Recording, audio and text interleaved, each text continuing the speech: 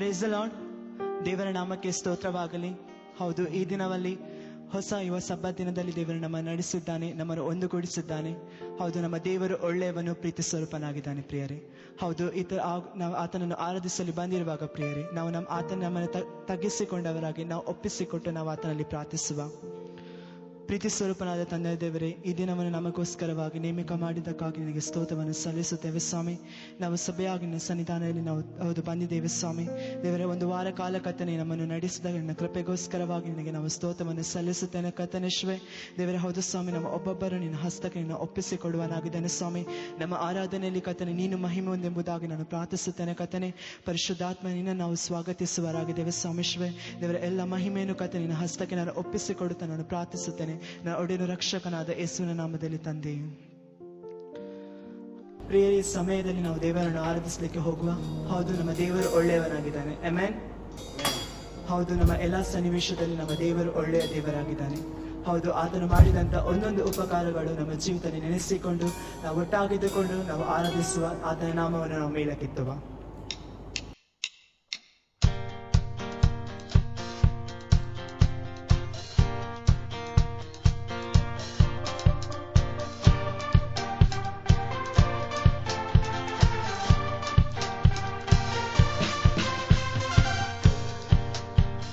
ಯೇಸು ಉತ್ತಮನೆಂದು ರುಚಿಸಿರಿ, ಆತ ಸರ್ವೋತ್ತಮನೆಂದು ಕೀರ್ತಿಸಿರಿ. ಯೇಸು ಉತ್ತಮನೆಂದು ರುಚಿಸಿರಿ, ಆತ ಸರ್ವೋತ್ತಮನೆಂದು ಕೀರ್ತಿಸಿರಿ. ನೀತಿವಂತರೇ ಘೋಷಿಸಿರಿ, ನೀತಿಯ ಪ್ರಭುವ ಸ್ತುತಿಸಿರಿ. ನೀತಿವಂತರೇ ಘೋಷಿಸಿರಿ, ನೀತಿಯ ಪ್ರಭುವ ಉತ್ತಮನೆಂದು ರುಚಿಸಿರಿ, ಆತ ಸರ್ವೋತ್ತಮನೆಂದು ಕೀರ್ತಿಸಿರಿ. ಯೇಸು ಉತ್ತಮನೆಂದು ರುಚಿಸಿರಿ, ಆತ ಸರ್ವೋತ್ತಮನೆಂದು ಕೀರ್ತಿಸಿರಿ. ನೀತಿವಂತರ ಕಷ್ಟಗಳಿಂದ ಕಟ್ಟಲ್ಪಟ್ಟರು, ಯೇಸು ಅವರನ್ನು ಬಿಡಿಸುವನು. ನೀತಿವಂತರ ಕಷ್ಟಗಳಿಂದ ಕಟ್ಟಲ್ಪಟ್ಟರು, ಯೇಸು ಅವರನ್ನು ಬಿಡಿಸುವನು. ಹಗಲಿನಲ್ಲಿ ಮೇಘ ಸ್ತಂಭವಾಗಿ, ಈರುಳಿನಲ್ಲಿ ಅಗ್ನಿ ಸ್ತಂಭವಾಗಿ. ಹಗಲಿನಲ್ಲಿ ಮೇಘ ಸ್ತಂಭವಾಗಿ, ಈರುಳಿನಲ್ಲಿ ಅಗ್ನಿ ಸ್ತಂಭವಾಗಿ. ಕಾಯುವನು ಉನ್ನತನು, ನಿನ್ನೆಯು ಈ ಹೊತ್ತು ಬದಲಾಗನು. ಕಾಯುವನು ಉನ್ನತನು, ನಿನ್ನೆಯು ಈ ಹೊತ್ತು ಬದಲಾಗನು. ಯೇಸು ಉತ್ತಮನೆಂದು ರುಚಿಸಿರಿ, ಆತ ಸರ್ವೋತ್ತಮನೆಂದು ಕೀರ್ತಿಸಿರಿ. ಯೇಸು ಉತ್ತಮನೆಂದು ರುಚಿಸಿರಿ, ಆತ ಸರ್ವೋತ್ತಮನೆಂದು ಕೀರ್ತಿಸಿರಿ. ಯೇಸು ಸಬ್ಬತ್ತರಿಗೆ ಆತ್ಮಮಿತ್ರನು, ಸ್ತೋತ್ರಕ್ಕೆ ಎಂದು ಆತ ಯೋಗ್ಯನು. ಯೇಸು ಸಬ್ಬತ್ತರಿಗೆ ಆತ್ಮಮಿತ್ರನು, ಸ್ತೋತ್ರಕ್ಕೆ ಎಂದು ಆತ ಯೋಗ್ಯನು. ಆತನ ಕೃಪೆಯಲ್ಲಿ ನಿರೀಕ್ಷಿಸುವ, ಆತನ ಕೃಪೆಯಲ್ಲಿ ಆನಂದಿಸುವ. ಆತನ ಕೃಪೆಯನ್ನು ನಿರೀಕ್ಷಿಸುವ, ಆತನ ಕೃಪೆಯನ್ನು ಆನಂದಿಸುವ. ಭಕ್ತರನ್ನು ಕಾಯುವನು, ಆತನ ಪ್ರೀತಿಯು ನಿರಂತರವು. ಭಕ್ತರನ್ನು ಕಾಯುವನು, ಆತನ ಪ್ರೀತಿಯು ನಿರಂತರವು. ಯೇಸು ಉತ್ತಮನೆಂದು ರುಚಿಸಿರಿ, ಆತ ಸರ್ವೋತ್ತಮನೆಂದು ಕೀರ್ತಿಸಿರಿ. ಯೇಸು ಉತ್ತಮನೆಂದು ರುಚಿಸಿರಿ, ಆತ ಸರ್ವೋತ್ತಮನೆಂದು ಕೀರ್ತಿಸಿರಿ. ನೀತಿವಂತರ ಕಷ್ಟಗಳಿಂದ ಕಟ್ಟಲ್ಪಟ್ಟರು, ಯೇಸು ಅವರನ್ನು ಬಿಡಿಸುವನು. ನೀತಿವಂತರ ಕಷ್ಟಗಳಿಂದ ಕಟ್ಟಲ್ಪಟ್ಟರು, ಯೇಸು ಅವರನ್ನು ಬಿಡಿಸುವನು. ಹಗಲಿನಲ್ಲಿ ಮೇಘ ಸ್ತಂಭವಾಗಿ, ಈರುಳಿನಲ್ಲಿ ಅಗ್ನಿ ಸ್ತಂಭವಾಗಿ. ಹಗಲಿನಲ್ಲಿ ಮೇಘ ಸ್ತಂಭವಾಗಿ, ಈರುಳಿನಲ್ಲಿ ಅಗ್ನಿ ಸ್ತಂಭವಾಗಿ.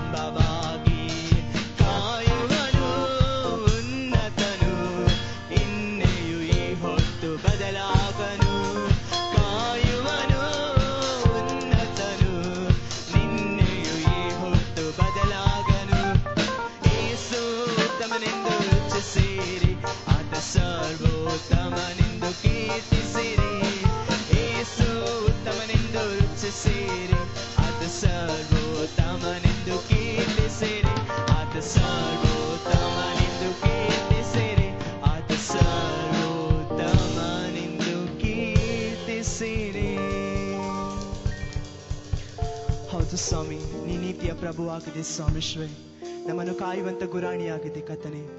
ಹೌದು ಪ್ರಿಯರೇ, ಆತನು ಹಗಲಿನಲ್ಲಿ ಮೇಘ ಸ್ತಂಭವಾಗಿ, ഇരുಳಿನಲ್ಲಿ ಅಗ್ನಿ ಸ್ತಂಭವಾಗಿ ನಮ್ಮನ್ನು ಕಾಯುವಂತ ದೇವರಾತನಾಗಿದ್ದಾನೆ ಪ್ರಿಯರೇ. ಆತನು ಇಂದು ಎಂದೆಂದಿಗೂ ಬದಲಾಗದಂತ ದೇವರಾತನಾಗಿದ್ದಾನೆ. ಹೌದು ಸ್ವಾಮಿ, ಆತನ ನಾವು ಕೀರ್ತಿಸುವ, ನಿಜವಾಗಿ ಆತನಂತ ದೇವರು ಈ ಲೋಕದಲ್ಲಿ ಯಾರು ಇಲ್ಲ ಪ್ರಿಯರೇ. ಆತನ ಪ್ರೀತಿ ಅದು ನಿರಂತರವಾದಂತ ಪ್ರೀತಿ ಆಗಿದೆ. ಹೌದು ಸ್ವಾಮಿ, ಆತನನ್ನು ನಾವು ಕೀರ್ತಿಸುವ, ನಾವು ಹೇಳುವ, ನಿನ್ನ ಹಾಗೆ ಯಾರು ಇಲ್ಲ ಈ ಲೋಕದಲ್ಲಿ, ನೀನು ಉನ್ನತನೆಂಬುದಾಗಿ. ಲಾರ್ಡ್ ಜೀಸಸ್,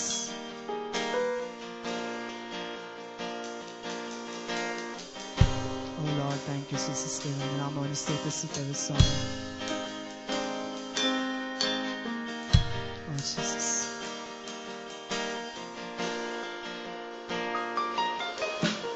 ನಿನ್ನ ಹಾಗೆ ಯಾರು ಇಲ್ಲ ಈ ಲೋಕದಲ್ಲಿ, ನೀನೇ ನನ್ನೊಡೆಯನು, ವರ್ಣಿಸಲು ಆಗದಷ್ಟು ಉನ್ನತ ನೀನು, ನೀನೇ ನನ್ನೊಡೆಯನು. ನಿನ್ನ ಹಾಗೆ ಯಾರು ಇಲ್ಲ ಈ ಲೋಕದಲ್ಲಿ, ನೀನೇ ನನ್ನೊಡೆಯನು, ವರ್ಣಿಸಲು ಆಗದಷ್ಟು ಉನ್ನತ ನೀನು, ನೀನೇ ನನ್ನೊಡೆಯನು. ನಿನ್ನನ್ನು ಆರಾಧಿಸುವೆ, ನಿನ್ನನ್ನು ಆರಾಧಿಸುವೆ, ನಿನ್ನನ್ನು ಆರಾಧಿಸುವೆ, ನಿನ್ನನ್ನು ಆರಾಧಿಸುವೆ. ಸಕಲ ದೇವದೂತರು ನಿತ್ಯವೂ ಸ್ತುತಿಸುವ ಪರಿಶುದ್ಧ ಮಹಿಮೆಯ ದೇವ ನೀನೇ. ಸಕಲ ಜನಗಳು ಅಡಬಿದ್ದು ಸ್ತುತಿಸುವ ಲೋಕದ ರಕ್ಷಕನು ನೀನೇ ಯೇಸುವೇ. ಸಕಲ ದೇವದೂತರು ನಿತ್ಯವೂ ಸ್ತುತಿಸುವ ಪರಿಶುದ್ಧ ಮಹಿಮೆಯ ದೇವ ನೀನೇ. ಸಕಲ ಜನಗಳು ಅಡಬಿದ್ದು ಸ್ತುತಿಸುವ ಲೋಕದ ರಕ್ಷಕನು ನೀನೇ ಯೇಸುವೇ.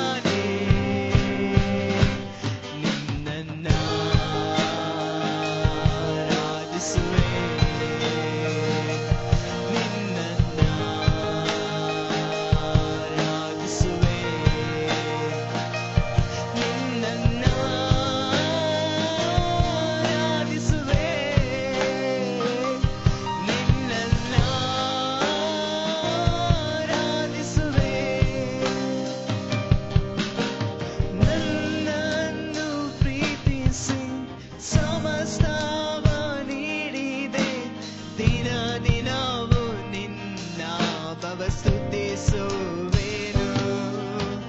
ಪ್ರತಿಯೊಂದು ಸ್ಥಿತಿಯಲ್ಲೂ ಕರ ಹಿಡಿದು ನಡೆಸಿದೆ. ಪ್ರತಿ ಕ್ಷಣವೂ ನಿಂದೆಯ ಹೊಗಳುವೆನು. ನನ್ನನ್ನು ಪ್ರೀತಿಸಿ ಸಮಸ್ತವ ನೀಡಿದೆ. ದಿನ ದಿನವೂ ನಿನ್ನ ನಾಮವ ಸ್ತುತಿಸುವೆನು. ಪ್ರತಿಯೊಂದು ಸ್ಥಿತಿಯಲ್ಲೂ ಕರ ಹಿಡಿದು ನಡೆಸಿದೆ. ಪ್ರತಿ ಕ್ಷಣವೂ ನಿಂದೆಯ ಹೊಗಳುವೆನು. ಒಳ್ಳೆಯ ತಂದೆ ನೀನೇ, ಆರಾಧನೆಗೆ ಅರಸನೇ. ಒಳ್ಳೆಯ ತಂದೆ ನೀನೇ, ಆರಾಧನೆಗೆ ಅರಸನೇ. ನಿನ್ನನ್ನ ಆರಾಧಿಸುವೆ, ನಿನ್ನನ್ನ ಆರಾಧಿಸುವೆ, ನಿನ್ನನ್ನ ಆರಾಧಿಸುವೆ, ನಿನ್ನನ್ನ ಆರಾಧಿಸುವೆ, ನಿನ್ನನ್ನ ಆರಾಧಿಸುವೆ, ನಿನ್ನನ್ನ ಆರಾಧಿಸುವೆ.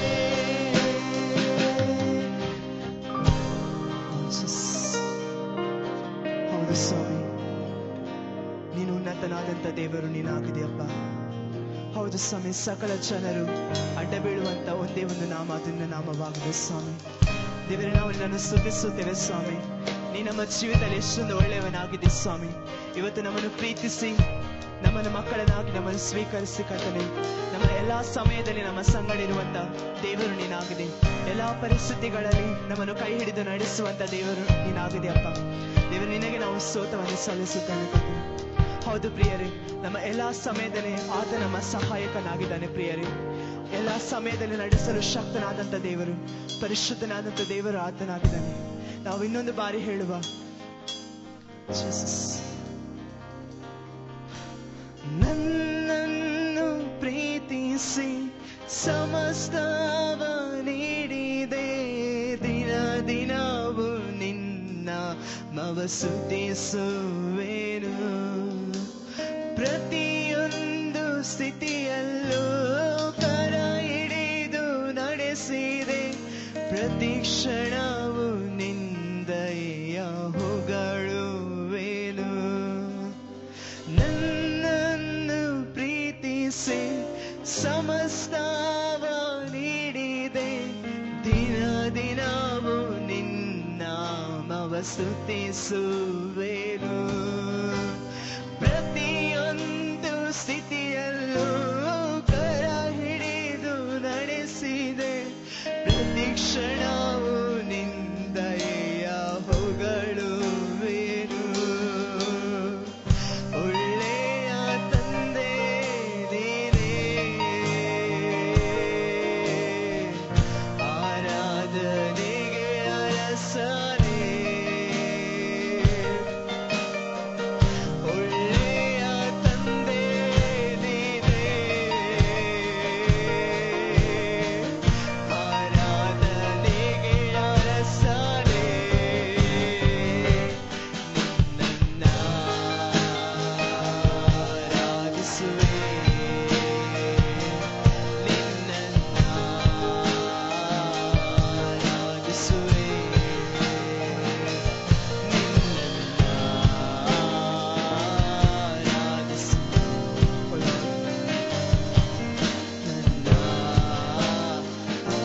ಆರಾಧಿಸುವೆ,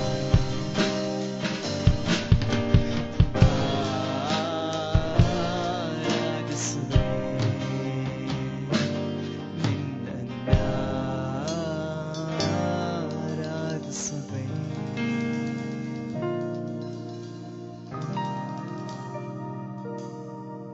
ಹೌದು ತಂದೆ, ಹೌದು ಸ್ವಾಮಿ, ನಿನ್ನನ್ನು ಒಳ್ಳೆಯ ತಂದೆ ನೀವಾಗಿದ್ದೀರಿ ಸ್ವಾಮಿ.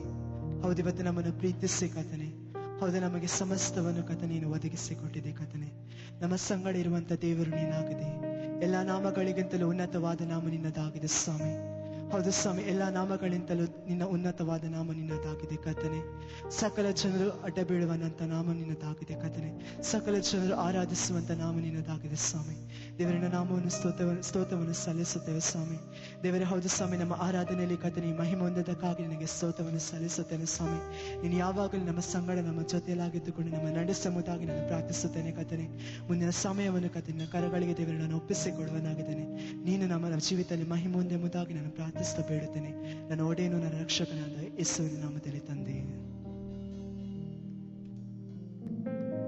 Hallelujah. Hallelujah. The Lord is good to us.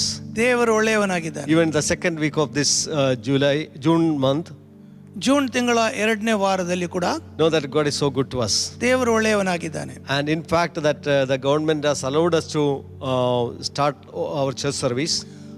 ಸರ್ಕಾರ ಚರ್ಚ್ ಸರ್ವಿಸ್ ನಡೆಸುವುದಕ್ಕೆ ಅನುಮತಿಯನ್ನು ಕೊಟ್ಟಿದ್ದಾರೆ. But due to some other issues in Udupi city that we are postponing for some more time. ಆದರೆ ಕೆಲವು ಕಾರಣಾಂತರಗಳಿಂದ ಉಡುಪಿ ಪಟ್ಟಣದಲ್ಲಿ ನಾವು ಸರ್ವಿಸ್ ಅನ್ನ ಮುಂದುವರಿಸ್ತಾ ಇದ್ದೇವೆ. Whatever it might be, that God is good to us and God will continue to protect us from every sicknesses, from every attack of the enemy. ಏನೇ ಕಾರಣಗಳಾಗಲಿ ದೇವರು ನಮ್ಮ ಸಂರಕ್ಷಕನಾಗಿದ್ದಾನೆ.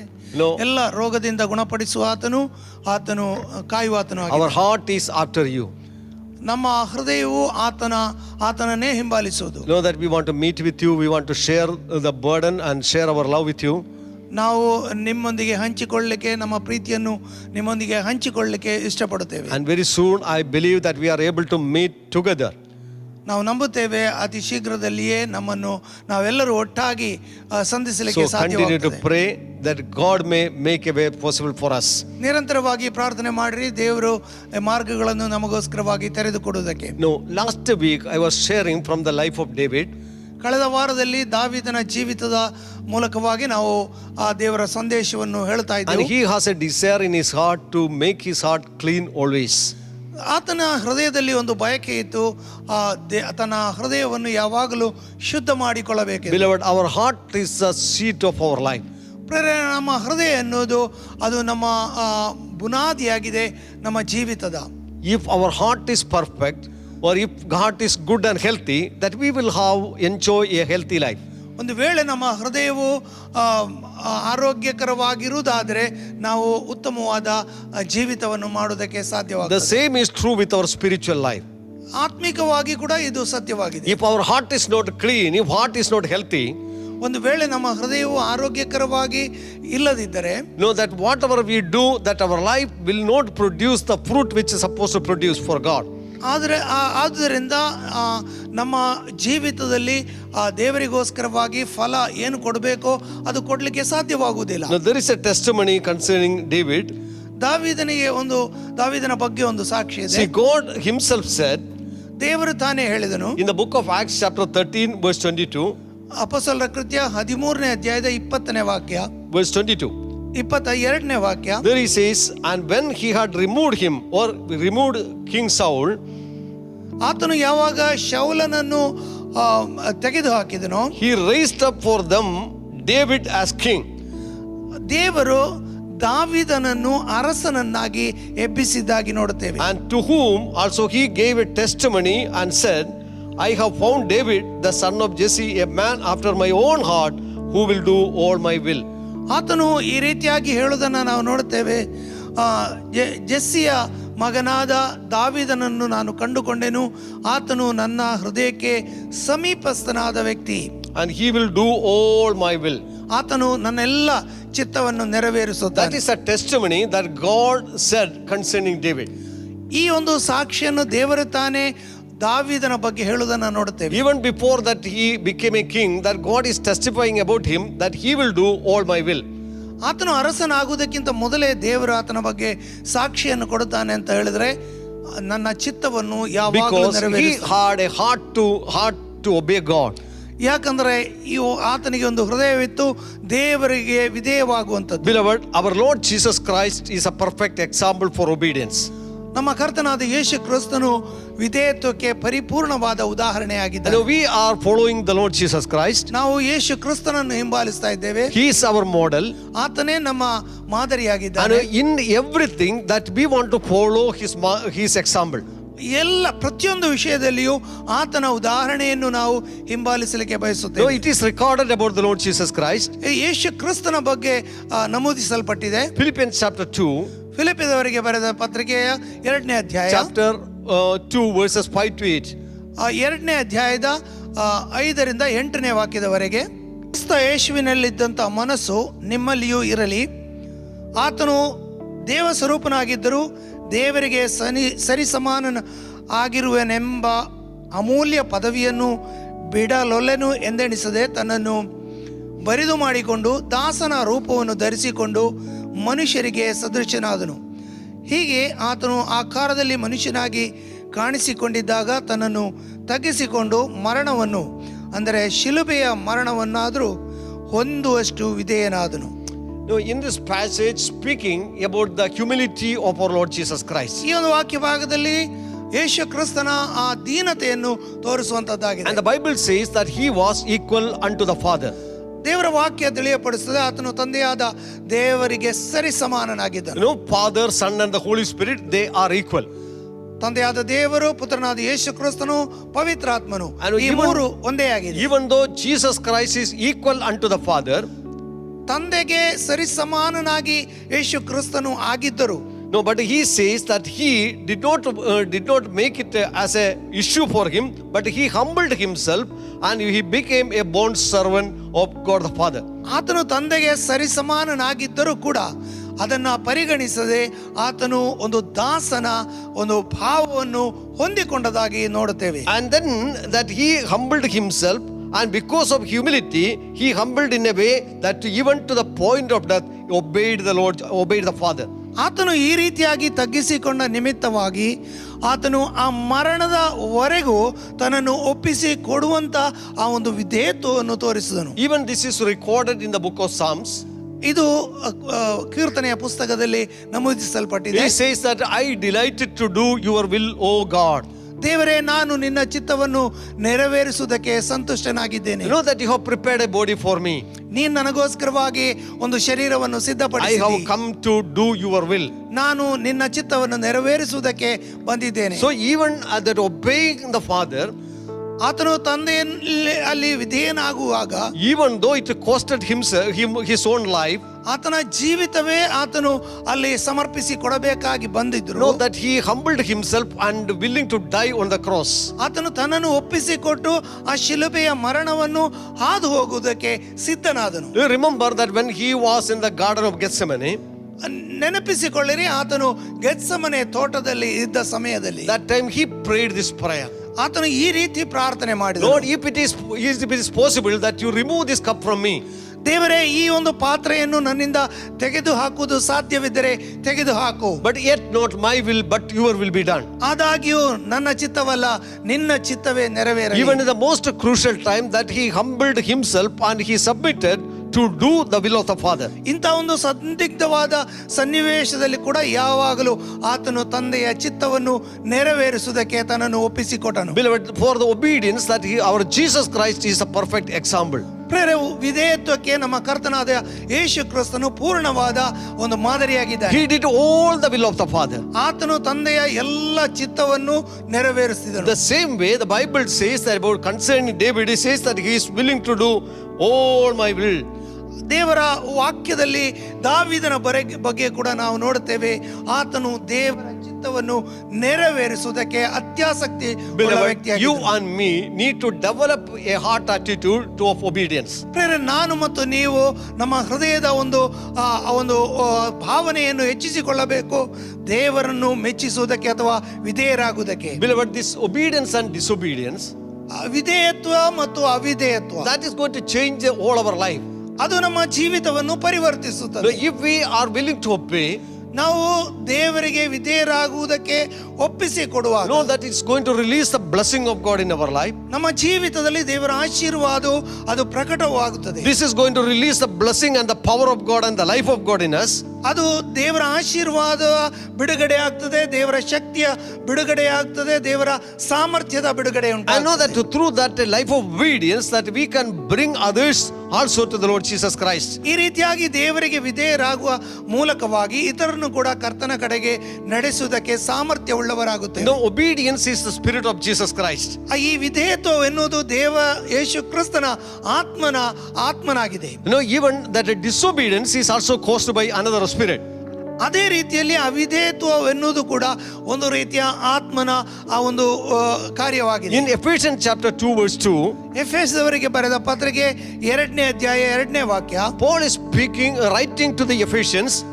ಪೌಲನು ಎಫೆಸದವರಿಗೆ ಈ ರೀತಿಯಾಗಿ ಬರೀತಾನೆ. He says, in which once you walked according to the course of this world, according to the prince of the power of this air, the spirit who now works in the sons of disobedience. ಇಲ್ಲಿ ಆತನು ಹೇಳುತ್ತಾನೆ, ಮೊದಲು ನೀವು ಅವಿಧೇಯತ್ವದ ಆತ್ಮನ ಅಲ್ಲಿ ಕೆಲಸ ಮಾಡುವವರಾಗಿದ್ದೀರಿ. Beloved, the spirit that is causing people to disobedience, the spirit of disobedience that is working in the spirit of the sons of the works in the sons of the disobedience. ಅಂದ್ರೆ ನಂಬಲೊಲ್ಲದವರನ್ನು ಅವಿಧೇಯತೆಗೆ ಈಗ ಪ್ರೇರೇಪಿಸುವ ಆತ್ಮನಿಗೆ ಅನುಸಾರವಾಗಿ ನಡೆದುಕೊಂಡಿರಿ. That shows there is a spirit behind by every disobedience. ಅಂದ್ರೆ ಇಲ್ಲಿ ನಾವು ನೋಡುತ್ತೇವೆ, ಪ್ರತಿಯೊಂದು ಅವಿಧೇಯತ್ವದ ಹಿಂದೆ ಒಂದು ಆತ್ಮನು ಕಾರ್ಯ ಮಾಡುತ್ತಾ ಇದ್ದಾನೆ. We know this disobedience began right in the Garden of Eden. ಈ ಒಂದು ಅವಿಧೇಯತ್ವ ಎನ್ನುವುದು ಆ ಏದೆನ್ ತೋಟದಲ್ಲಿಯೇ ಪ್ರಾರಂಭವಾಗಿದೆ. When God created Adam and Eve, ದೇವರು ಆದಾಮ ಮತ್ತು ಹವ್ವರನ್ನು ಸೃಷ್ಟಿ ಮಾಡಿದಾಗ God has given them a free will, free choice. ದೇವರು ಅವರಿಗೆ ಒಂದು ಫ್ರೀಡಮ್ ಅಥವಾ ಸ್ವಾತಂತ್ರ್ಯವನ್ನು ಕೊಟ್ಟರು. ಅವರ ಚಿತ್ತವನ್ನು ಅವರೇ ಆರಿಸಿಕೊಳ್ಳುವಂಥದ್ದು. With this freedom, they can choose the will of God, or they can disobey God. ದೇವರ ಚಿತ್ತವನ್ನು ಅವರು ಆರಿಸಿಕೊಳ್ಳಬಹುದು ಅಥವಾ ದೇವರ ಚಿತ್ತಕ್ಕೆ ವಿರುದ್ಧವಾಗಿ ಅವರು ಹೋಗಬಹುದು. No, God is not going to stop us from doing our own will.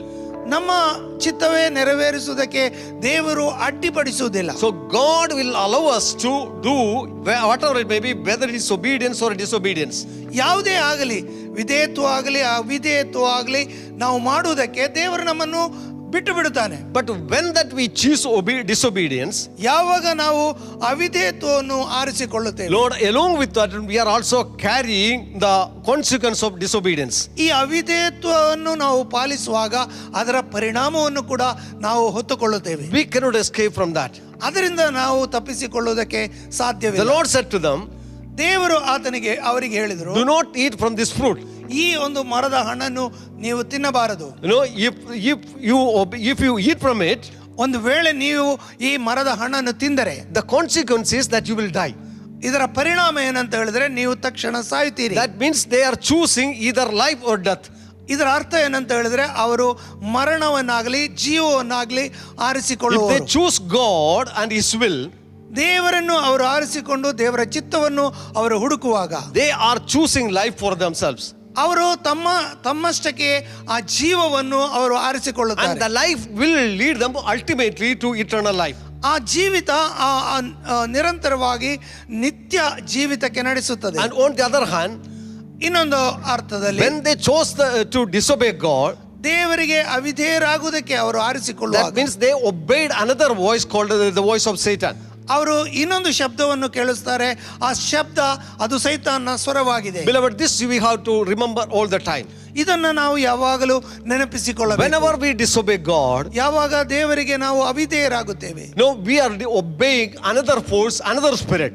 ನಾವು ಇನ್ನೊಂದು ಆತ್ಮ ಅಥವಾ ಇನ್ನೊಂದು ಶಕ್ತಿಯನ್ನು ನಾವು ಹಿಂಬಾಲಿಸುವವರಾಗುತ್ತೇವೆ. So whenever that we disobey the will of God, ದೇವರ ಆ ಒಂದು ಚಿತ್ತಕ್ಕೆ ವಿರುದ್ಧವಾಗಿ ನಾವು ಆರಿಸಿಕೊಳ್ಳುವಾಗ we are obeying the will of the enemy. ನಾವು ಆ ವಿರೋಧಿಯ ಚಿತ್ತವನ್ನು ನೆರವೇರಿಸುವವರು The ವಿಧೇಯರಾಗುವುದು. devil's will for you and me is eternal death. ಆ ವಿರೋಧಿಯ ಅಥವಾ ಸೈತಾನ್ನ ಆ ಚಿತ್ತ ಏನಂತ ಹೇಳಿದ್ರೆ ನನಗೂ ನಿಮಗೂ ಆ ನಿತ್ಯವಾದ ನರಕವಾಗಿದೆ. Whenever that we choose disobedience, actually we are obeying the spirit of disobedience. ಯಾವಾಗ ನಾವು ಈ ಒಂದು ಸೈತಾನನ ಅಥವಾ ಅವಿಧೇಯತ್ವ ಆತ್ಮವನ್ನು ನಾವು ಹಿಂಬಾಲಿಸ್ತೇವೆ, ನಾವು ಆ ಮರಣವನ್ನು ಸ್ವೀಕರಿಸುತ್ತೇವೆ. Today, by the grace of God, that we come to know the Lord Jesus Christ as our Lord and Savior. ಇವತ್ತು ದೇವರ ಕೃಪೆಯ ಮೂಲಕವಾಗಿ ಯೇಸು ಕ್ರಿಸ್ತನನ್ನು ಸ್ವಂತ ರಕ್ಷಕನು ಒಡೆಯನುವಾಗಿ ನಾವು ಸ್ವೀಕರಿಸುವುದಕ್ಕೆ ಸಾಧ್ಯವಾಯಿತು. On that day we have decided to follow Jesus Christ. ಆ ದಿನ ನಾವು ಯೇಸು ಕ್ರಿಸ್ತನನ್ನು ಹಿಂಬಾಲಿಸುವುದಕ್ಕೆ ತೀರ್ಮಾನ ಮಾಡಿದೆವು. When that the Spirit of God convicted us of our sin, ದೇವರ ಆತ್ಮನು ನಮ್ಮ ಪಾಪದ ಬಗ್ಗೆ ನಮಗೆ ಅರಿವು ಉಂಟು ಮಾಡಿದಾಗ, beloved, that day that we have decided to say goodbye to the old way of life. ಆ ದಿವಸ ನಾವು ಹಳೆಯ ಜೀವಿತಕ್ಕೆ ಅಥವಾ ಆ ಮಾದರಿಗೆ ನಾವು ನಮಸ್ಕಾರ ಮಾಡಿದೆವು ಅಥವಾ ನಾವು ಬೆನ್ನು ಹಾಕಿದೆವು. We know what is the wretchedness that we were all enjoying in the world. ಈ ಲೋಕದಲ್ಲಿ ಯಾವ ರೀತಿಯ ಕೆಟ್ಟತನದಲ್ಲಿ ನಾವೆಲ್ಲರೂ ಸಂತೋಷ ಪಡುತ್ತಾ ಇದ್ದೆವು ಎನ್ನುವುದು ನಮಗೆ ಗೊತ್ತಿದೆ. But that God has given us the grace to choose life for ourselves. ಆದರೆ ದೇವರು ತನ್ನ ಕೃಪೆಯನ್ನು ನಮಗೆ ಕೊಟ್ಟಿದ್ದಾನೆ ಆ ಜೀವವನ್ನು ಹಿಂಬಾಲಿಸುವುದಕ್ಕೋಸ್ಕರ. When that we chose to obey Jesus Christ, ಯಾವಾಗ ಯೇಸು ಕ್ರಿಸ್ತನನ್ನು ಹಿಂಬಾಲಿಸುವುದಕ್ಕೆ ನಾವು ತೀರ್ಮಾನ when ಮಾಡಿಕೊಂಡೆವು, we have decided to follow Jesus Christ, ಯೇಸು ಕ್ರಿಸ್ತನನ್ನು ಹಿಂಬಾಲಿಸುವುದಕ್ಕೆ ನಾವು ಯಾವಾಗ ಪ್ರಾರಂಭ we ಮಾಡಿದೆವು, have chosen life. ನಾವು ಅಲ್ಲಿ ಜೀವವನ್ನು We ಆರಿಸಿಕೊಂಡೆವು. have chosen eternal life. ಆ ನಿತ್ಯತೆಯ ಜೀವಿತವನ್ನು And we ಆರಿಸಿಕೊಂಡೆವು. know that this journey will take us into eternity. ನಮಗೆ ಗೊತ್ತುಂಟು ಈ ಒಂದು ನಮ್ಮ ಯಾತ್ರೆ ಅದು ನಮ್ಮನ್ನು ನಿತ್ಯಕ್ಕೆ ನಡೆಸುತ್ತದೆ. But beloved, as we live in this world, ಪ್ರೇರೆ ನಾವು ಈ ಲೋಕದಲ್ಲಿ ಜೀವಿಸ್ತಾ ಇರುವಾಗ one day we have made a choice to follow Jesus Christ. ಒಂದು ದಿವಸ ನಾವು ಯೇಸುವನ್ನು ಹಿಂಬಾಲಿಸುವ ತೀರ್ಮಾನ ಮಾಡಿಕೊಂಡೆವು. Every day in our life that we have to make different choices.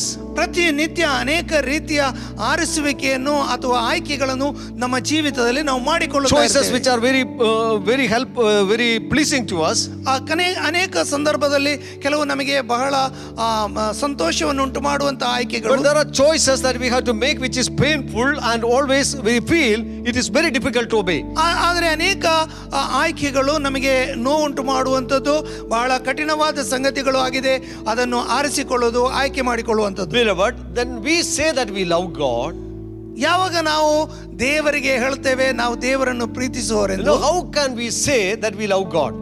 ಹೇಗೆ ನಾವು ಹೇಳಲಿಕ್ಕೆ ಸಾಧ್ಯ ಉಂಟು ದೇವರೇ ನಾನು ನಿನ್ನನ್ನು The ಪ್ರೀತಿಸುತ್ತೇನೆ? obedience is the test of our love for God. ಆ ವಿಧೇಯತ್ವ ಅಥವಾ ವಿಧೇಯತ್ವ ಎನ್ನುವುದು ದೇವರನ್ನು ನಾವು ಪ್ರೀತಿಸುತ್ತೇವೆ ಎನ್ನುವುದರ ಅರ್ಥವಾಗಿದೆ. No, Jesus himself said in John's Gospel chapter 15 verse 10. ಯೇಸು ಸ್ವಾಮಿ ತಾನೇ ಹೇಳಿದಾನೆ ಯೋಹಾನ ಸುವಾರ್ತೆ 15ನೇ ಅಧ್ಯಾಯದ 10ನೇ ವಾಕ್ಯ. He says that if you keep my commandments, you will abide in my love, just as I have kept my Father's commandments and abide in his love.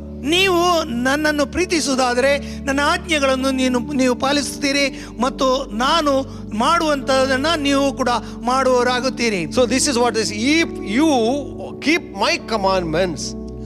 ಇಲ್ಲಿ ನಾವು ನೋಡುತ್ತೇವೆ ನೀವು ನನ್ನ ಆಜ್ಞೆಗಳನ್ನು ಮಾಡುವವರಾದರೆ You will abide in my love. ನೀವು ನನ್ನ ಪ್ರೀತಿಯಲ್ಲಿ So ನೆಲೆಗೊಂಡಿರುವಿರಿ. this is the only test of our love for God. ಪ್ರೇರೆ ನಮ್ಮ ದೇವರೊಂದಿಗೆ ನಮ್ಮ ಪ್ರೀತಿಗೆ ಇರುವಂತ ಒಂದೇ ಒಂದು ಪರೀಕ್ಷೆ ಇದಾಗಿದೆ. Whether that we obey whatever God says or not. ದೇವರು ಹೇಳುವುದಕ್ಕೆ ನಾವು ವಿಧೇಯರಾಗುತ್ತೇವೋ ಇಲ್ಲವೋ ಎನ್ನುವ ಒಂದೇ ಪರೀಕ್ಷೆ. And another time that Jesus told the disciples. ಇನ್ನೊಂದು ಸಂದರ್ಭದಲ್ಲಿ ಯೇಸು ತನ್ನ ಶಿಷ್ಯರಿಗೆ ಹೇಳ್ತಾನೆ, I know he said in public that why do you call me Lord, Lord and do not obey whatever I say to you? ಆತನು ಬಹಿರಂಗವಾಗಿ ಕೇಳ್ತಾ ಇದ್ದಾನೆ, ನೀವು ನನ್ನನ್ನು ಒಡೆಯನೆ ಒಡೆಯನೆ ಎಂದು ಯಾಕೆ ಕೇಳಿ ನನ್ನನ್ನು ನನ್ನ ಆಜ್ಞೆಗಳನ್ನು ಪಾಲಿಸುವುದಿಲ್ಲ. And he also made it clear that all those who call me Lord, Lord will not enter into the eternal life. ಮಾತ್ರವಲ್ಲ ಆತನು ಹೇಳ್ತಾನೆ, ನನ್ನನ್ನು ಒಡೆಯನೆ ಒಡೆಯನೆ ಕರ್ತನೆ ಎಂದು ಕರೆಯುವವರೆಲ್ಲರೂ ಆ ನಿತ್ಯ ಜೀವಕ್ಕೆ ಪ್ರವೇಶಿಸುವುದಿಲ್ಲ. No, but those who do the will of my Father. ನನ್ನ ತಂದೆಯ ಚಿತ್ತವನ್ನು ನೆರವೇರಿಸುವವರೇ ಅಲ್ಲಿಗೆ ಪ್ರವೇಶಿಸುತ್ತಾರೆ. Beloved, that who is actually that obeying the Lord? ಹಾಗಾದ್ರೆ ಯಾರು ನಿಜವಾಗಿಯೂ ಈ ಒಡೆಯನನ್ನು ಹಿಂಬಾಲಿಸುವವರು? No, that those who love God. ಆತನನ್ನು ಪ್ರೀತಿಸುವವರು. How can we understand that we love God or not? ದೇವರನ್ನು ನಾವು ಪ್ರೀತಿಸ್ತವೋ ಇಲ್ಲವೋ ಎಂದು ಹೇಗೆ ನಾವು ತಿಳಿದುಕೊಳ್ಳೋದು? Only through our obedience. ಕೇವಲ ನಮ್ಮ ವಿಧೇಯತ್ವದ ಮೂಲಕವಾಗಿ Beloved, we ಮಾತ್ರ. have to check our hearts. ಪ್ರೇರೆ ನಮ್ಮ ಹೃದಯವನ್ನು ನಾವು ಪರೀಕ್ಷಿಸೋಣ. Are we willing to obey him in everything? ಪ್ರತಿಯೊಂದರಲ್ಲಿಯೂ ನಾವು ಆತನಿಗೆ ವಿಧೇಯರಾಗುವುದಕ್ಕೆ ನಾವು ಸಿದ್ಧರಿದ್ದೇವೆ. I know that love, obedience, the commandments, obedience to the word of God is the test of our love. ಪ್ರೇರೆ ಆ ದೇವರ ವಾಕ್ಯಕ್ಕೆ ವಿಧೇಯರಾಗುವುದು, ಆಜ್ಞೆಯನ್ನು ಪಾಲಿಸುವುದು ನಮ್ಮ ವಿಧೇಯತ್ವದ ಒಂದು ಪರೀಕ್ಷೆಯಾಗಿದೆ. Then again, that the obedience is the evidence of our faith. ಮಾತ್ರವಲ್ಲ, ನಮ್ಮ ಈ ಒಂದು ವಿಧೇಯತ್ವ ಎನ್ನುವುದು ನಮ್ಮ ನಂಬಿಕೆಗೆ ಆಧಾರವೂ ಆಗಿದೆ. Because we say that we love God, or we obey God, or we have faith in God. ನಾವು ಹೇಳ್ತೇವೆ ನಮ್ಮ ದೇವರಲ್ಲಿ ನಂಬಿಕೆ ಇದೆ ಎಂದು. Every time that we say that I have faith in God, I have put my faith in God. ನಾವು ಈ ಪ್ರತಿಯೊಂದು ಸಂದರ್ಭದಲ್ಲಿ ಹೇಳುತ್ತೇವೆ, ನನ್ನ ದೇವರಲ್ಲಿ ನಂಬಿಕೆ ಉಂಟು, ದೇವರಲ್ಲಿ ನಂಬಿಕೆ ಇಟ್ಟಿದ್ದೇನೆ ಎಂದು. What is the evidence of our faith? ನಮ್ಮ ನಂಬಿಕೆಗೆ ಆಧಾರವೇನು? How people can understand whether we have faith in God or not? ಹೇಗೆ ಜನರು ನೋಡಿಕೊಳ್ಳಿಕ್ಕೆ ಸಾಧ್ಯವಾಗ್ತದೆ ನಾವು ದೇವರಲ್ಲಿ ನಂಬಿಕೆ How ಇಟ್ಟಿದ್ದೇವೆ? God can understand whether we have faith in Him or not? ಅಥವಾ ದೇವರು ಹೇಗೆ ತಾನೇ ತಿಳಿದುಕೊಳ್ಳಲಿಕ್ಕೆ ಸಾಧ್ಯ ಆತನಲ್ಲಿ ನಾವು ನಂಬಿಕೆ ಇಟ್ಟಿದ್ದೇವೋ ಇಲ್ಲವೋ ಎಂದು? Beloved, by obeying whatever God says. ದೇವರು ಹೇಳುವಂತದಕ್ಕೆ ವಿಧೇಯರಾಗುವ ಮೂಲಕ ಮಾತ್ರವೇ. In Hebrews chapter 11 verse says, ಇಬ್ರಿಯು 11ನೇ ಅಧ್ಯಾಯ 7ನೇ ವಾಕ್ಯ ಹೇಳುತ್ತದೆ, there it says that God said Noah prepared an ark by faith. ಅಲ್ಲಿ ನಾವು ನೋಡ್ತೇವೆ, ನೋಹನು ನಂಬಿಕೆಯ ಮೂಲಕವಾಗಿ ನಾವೆಯನ್ನು ಕಟ್ಟಿದನು. See, when the time of Noah, that was the whole world was under the judgment of God. ಅಲ್ಲಿ ನಾವು ನೋಹನ ಕಾಲದಲ್ಲಿ ಇಡೀ ಲೋಕವೇ ಒಂದು ನ್ಯಾಯ ತೀರ್ಪಿಗೆ ಒಳಗಾಗಿತ್ತು. Because that world, the people increased in number and increased in multiplied in sin. ಅಲ್ಲಿ ನಾವು ನೋಡ್ತೇವೆ ಬಹಳಷ್ಟು ಜನಸಂಖ್ಯೆ ವೃದ್ಧಿ ಆಯಿತು. ಮಾತ್ರವಲ್ಲ, ಜನರು ಹೆಚ್ಚಳವಾದ ಹಾಗೆ ಪಾಪವು ಹೆಚ್ಚಳವಾಯಿತು. And the Bible says that God felt so sorry, God repented that He made mankind. ನಾವು ನೋಡ್ತೇವೆ ದೇವರ ವಾಕ್ಯದಲ್ಲಿ, ತಾನು ಸೃಷ್ಟಿ ಮಾಡಿದ ಮನುಷ್ಯನಿಗೋಸ್ಕರವಾಗಿ ದೇವರು ತಾನೇ ಪಶ್ಚಾತ್ತಾಪ ಹೊಂದಿದನು. Because all their thoughts and imaginations are always evil continually. ಯಾಕಂದ್ರೆ ನಿರಂತರವಾಗಿ ಮನುಷ್ಯನ ಆಲೋಚನೆ ಮತ್ತು ಮನುಷ್ಯನು ಚಿಂತಿಸುವಂತದ್ದೆಲ್ಲವೂ ದೇವರಿಗೆ ವಿರುದ್ಧವಾಗಿತ್ತು. In that time that God called Noah, ಅಂತ ಸಂದರ್ಭದಲ್ಲಿ ದೇವರು ನೋಹನನ್ನು ಕರೆದನು. then He said that you build an ark. ಆಗ ಆತನು ಆಜ್ಞಾಪಿಸಿದನು, ನೀನೊಂದು ನಾವೆಯನ್ನು ಕಟ್ಟು. I am going to destroy the world. ನಾನು ಈ ಲೋಕವನ್ನು I am going to ನಾಶಪಡಿಸುವನಾಗಿದ್ದೇನೆ. bring judgment upon the world. ಈ ಲೋಕಕ್ಕೆ ಒಂದು ನ್ಯಾಯ ತೀರ್ಪನ್ನು So ಬರಮಾಡುತ್ತೇನೆ. for that one you have to save for your salvation, for your preservation. ಆದ್ರೆ ನೀನು ನಿನ್ನನ್ನು ಸಂರಕ್ಷಿಸಿಕೊಳ್ಳುವುದಕ್ಕೋಸ್ಕರವಾಗಿ ಒಂದು ನಾವೆಯನ್ನು ಕಟ್ಟು. You build an ark. ನೀನು ಅಲ್ಲಿ ಒಂದು ನಾವೆಯನ್ನು ಕಟ್ಟು. I know that it's from the study we can understand it took almost 120 years. ಅಲ್ಲಿ ನಮಗೇನು ಗೊತ್ತಾಗ್ತದೆ, 120 ವರ್ಷ ಕಾಲ ನೋಹನು ನಾವೆಯನ್ನು ಕಟ್ಟುತ್ತಾ He ಇದ್ದನು. was preaching and he was calling people into repentance. ಆತನು ಜನರನ್ನು ಒಂದು ಪಶ್ಚಾತ್ತಾಪದ ಕಡೆಗೆ ಆತನು ಸಾರಿ ಹೇಳ್ತಾ ಜನರನ್ನು ಆಹ್ವಾನಿಸ್ತಾ ಇದ್ದನು. And no, he believed in God. ಆತನು ದೇವರಲ್ಲಿ ನಂಬಿಕೆ ಇಟ್ಟನು. How do we know that Noah actually believed in the promises of God? ಹೇಗೆ ನಮಗೆ ನಂಬಲಿಕ್ಕೆ ಸಾಧ್ಯವಾಗ್ತದೆ ನೋಹನು ದೇವರ ವಾಗ್ದಾನಗಳಲ್ಲಿ ನಂಬಿಕೆ ಇಟ್ಟನೆಂದು? Here it says by faith that he prepared an ark. ಅಲ್ಲಿ ನಾವು ನೋಡುತ್ತೇವೆ, ನಂಬಿಕೆಯ ಮೂಲಕವಾಗಿ ನೋಹನು ನಾವೆಯನ್ನು ಕಟ್ಟಿದನು. See, obedience is not very easy, beloved. ವಿಧೇಯತ್ವ ಅನ್ನೋದು ಅಷ್ಟು ಸುಲಭ ಅಲ್ಲ ಪ್ರಿಯ. Know that he has to work hard in order to prepare an ark. ಅಲ್ಲಿ ಆತನು ಈ ನಾವೆಯನ್ನು ಕಟ್ಟುವುದಕ್ಕೋಸ್ಕರ ಬಹಳಷ್ಟು ಶ್ರಮ ವಹಿಸಬೇಕಾಗಿತ್ತು. That he has to listen all the mockery of the people. ಅಲ್ಲಿ ಜನರ ಎಲ್ಲ ನಿಂದೆ ಆ ಪರಿಹಾಸ್ಯವನ್ನು ಆತನು ಕೇಳಬೇಕಾಗಿತ್ತು. He knew that he heard from the Lord that God is going to send the rain and the flood. ಆ ದೇವರಿಂದ ಆತನು ಸ್ವರವನ್ನು ಕೇಳಿಸಿಕೊಂಡನು. ಆತನು ಮಳೆಯನ್ನು ಜಲಪ್ರಳಯವನ್ನು ಉಂಟು ಮಾಡುವ ಆತನಾಗಿದ್ದಾನೆ. He believed the word of God. ಆತನು ಆ ದೇವರ ವಾಕ್ಯದಲ್ಲಿ ನಂಬಿಕೆ ಇಟ್ಟನು. Because that he believed the word of God, ಆತನು ದೇವರ ವಾಕ್ಯದಲ್ಲಿ ನಂಬಿಕೆ ಇಟ್ಟ that ನಿಮಿತ್ತ his faith is evident because that he prepared an ark for his salvation. ಆತನ ಆ ನಂಬಿಕೆಗೆ ಆಧಾರವೇನಂತ ಹೇಳಿದ್ರೆ, ಆತನು ಆ ನಾವೆಯನ್ನು ಕಟ್ಟಿ ಸಂರಕ್ಷಣೆಯನ್ನು ಸುರಕ್ಷತೆಯನ್ನು For ಹೊಂದಿಕೊಳ್ಳುವುದಾಗಿ that he had to spend all his energy, all his money, all this workforce, everything what he had to use it in order to build an ark. ಆತನ ಎಲ್ಲ ಪರಿಶ್ರಮ, ಸಂಪನ್ಮೂಲಗಳು, ಆ ಆರ್ಥಿಕವಾದ ಎಲ್ಲ ವಿಷಯಗಳನ್ನು ಆತನು ಈ ಒಂದು ನಾವೆಯನ್ನು ಕಟ್ಟುವುದರಲ್ಲಿ ಉಪಯೋಗಿಸಿದ್ದಾಗಿ ನೋಡುತ್ತೇವೆ. And until the coming of the Lord, ಆ ದೇವರ ಬರೋಣದವರೆಗೂ, until the coming of the flood, ಆ ಮಳೆಯು ಬಂದು ಜಲಪ್ರಳಯವಾಗುವ he obeyed the Lord every time. ಪ್ರತಿಯೊಂದು ಸಂದರ್ಭದಲ್ಲಿಯೂ ನೋಹನು ದೇವರಲ್ಲಿ ನಂಬಿಕೆ There were ಇಟ್ಟಿದ್ದನು. many times that his children would have discouraged him. ಅನೇಕ ಸಂದರ್ಭದಲ್ಲಿ ತನ್ನ ಸ್ವಂತ ಮಕ್ಕಳೇ ಆತನಿಗೆ Maybe ನಿರುತ್ಸಾಹಗೊಳಿಸಿರಬಹುದು. others are neighbors and the other fellow members of society, they would have discouraged him, says, you are a fool, you are wasting your time for a long time, you are wasting without any purpose in life. ಆತನ ಕುಟುಂಬದ ಸದಸ್ಯರು, ನೆರೆಕೆರೆಯವರು, ಪರಿಚಯಸ್ಥರೆಲ್ಲ ಆತನಿಗೆ ಈ ರೀತಿ ಪರಿಹರಿಸಿರಬಹುದು. ಏನಂತ ಹೇಳಿದ್ರೆ, ನಿನ್ನ ಜೀವಿತದಲ್ಲಿ ಅನಗತ್ಯವಾಗಿ ಸುಮ್ಮನೆ ಖರ್ಚು ಮಾಡ್ತಾ ಇದ್ದಿ ಅಥವಾ ಸಮಯವನ್ನು ಕಳೆಯುತ್ತಾ ಇದ್ದಿ. Beloved, you and me received the word of God, word of salvation. ಪ್ರಿಯರೇ, ನಾನು ಮತ್ತು ನೀವು ದೇವರ ರಕ್ಷಣೆಯನ್ನು ಪಡೆದುಕೊಂಡವರು. Because that we received the word of salvation, ನಾವು ದೇವರ ರಕ್ಷಣೆಯನ್ನು ದೇವರ ವಾಕ್ಯದ ಮೂಲಕವಾಗಿ ಹೊಂದಿಕೊಂಡ ನಿಮಿತ್ತ, no, beloved, that we need to continue to obey God until he comes. ಆತನ ದೇವರು ಬರುವವರೆಗೂ ಆತನ ವಾಕ್ಯದಲ್ಲಿ ನಿರಂತರವಾಗಿ ನಾವು ನಂಬಿಕೆ ಇಡಬೇಕು. Everything whatever we are doing, our prayer, our worship, our intercessory prayer, it may not have any meaning for the people of the world.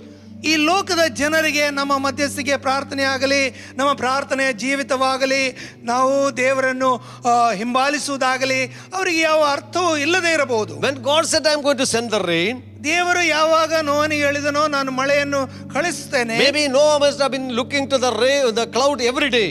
ಬಹುಶಃ ನೋಹನು ಪ್ರತಿನಿತ್ಯ ಆಕಾಶದ ಕಡೆಗೆ ನೋಡಿ ಆ ಒಂದು ಮೋಡವನ್ನು ನೋಡ್ತಾ But ಇದ್ದ. he never seen any sign of rain. ಆದ್ರೆ ಆತನು ಎಲ್ಲಿಯೂ ನೋಡಲಿಲ್ಲ ಆ ಮಳೆ ಬರುವಂತ But ಮೋಡ. he continued to build the ark. ಆದಾಗ್ಯೂ ಆತನು ನಿರಂತರವಾಗಿ ನಾವೆಯನ್ನು ಕಟ್ಟುತ್ತಾ ಇದ್ದನು. My beloved people of God, ನನ್ನ ಪ್ರಿಯ ದೇವ ಜನರೇ, this is like the time of Noah. ಇದು ಈ ಸಮಯವು ನೋಹನ Maybe that ಸಮಯವಾಗಿದೆ. we may not see any sign of rain, any sign of blessing, any sign of release of an answer to our prayer.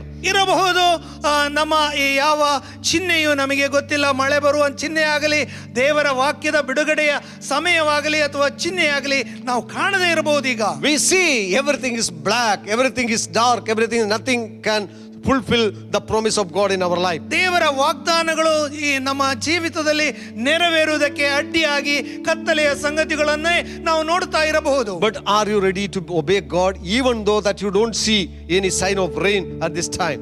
ಈ ಸಮಯದಲ್ಲಿ ಯಾವ ಮಳೆ ಬರುವ ಚಿಹ್ನೆಯನ್ನು ಕಾಣದಿದ್ದರೂ ಕೂಡ ದೇವರ ವಾಕ್ಯಕ್ಕೆ ನೀವು ವಿಧೇಯರಾಗುವುದಕ್ಕೆ ಸಿದ್ಧರಾಗಿದ್ದೀರಿ. We know that Noah believed in God because that he prepared an ark.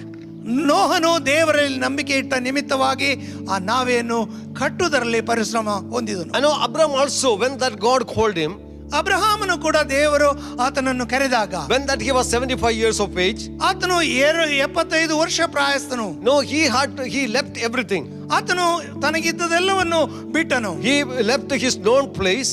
ಆತನು ತನ್ನ ಸ್ವಂತ ಊರನ್ನು ಬಿಟ್ಟನು. I know he went to move to an unknown place. ಆತನು ತನಗೆ ಗೊತ್ತಿಲ್ಲದ ಒಂದು ಸ್ಥಳದ ಕಡೆಗೆ ಆತನು ನಡೆದನು. So because of that disobedience, that we can understand that he had faith in God.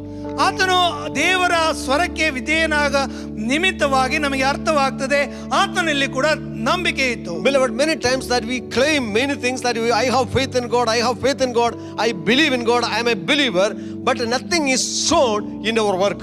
ಪ್ರಿಯರೇ, ಅನೇಕ ಸಂದರ್ಭದಲ್ಲಿ ನನಗೆ ದೇವರಲ್ಲಿ ನಂಬಿಕೆ ಉಂಟು, ನಾನು ನಂಬಿಕಸ್ಥನಾಗಿದ್ದೇನೆ, ನಾನು ವಿಶ್ವಾಸಿ ಆಗಿದ್ದೇನೆ, ಈ ರೀತಿಯಾಗಿ ನಾವು ಹೇಳಿಕೊಳ್ಳುತ್ತೇವೆ. ಆದರೆ ನಂಬಿಕೆಯ ಕಾರ್ಯಗಳು ನಮ್ಮಲ್ಲಿ ಇರುವುದಿಲ್ಲ. If the work of righteousness, work of the evidence of faith is not seen through our work, ಒಂದು ವೇಳೆ ನಮ್ಮ ಕ್ರಿಯೆಗಳ ಮೂಲಕವಾಗಿ ಈ ನಂಬಿಕೆ ಕಾರ್ಯಗಳು ನಾವು ನೋಡದೇ ಇರುವುದಾದರೆ, beloved, that is an evidence that we do not have faith.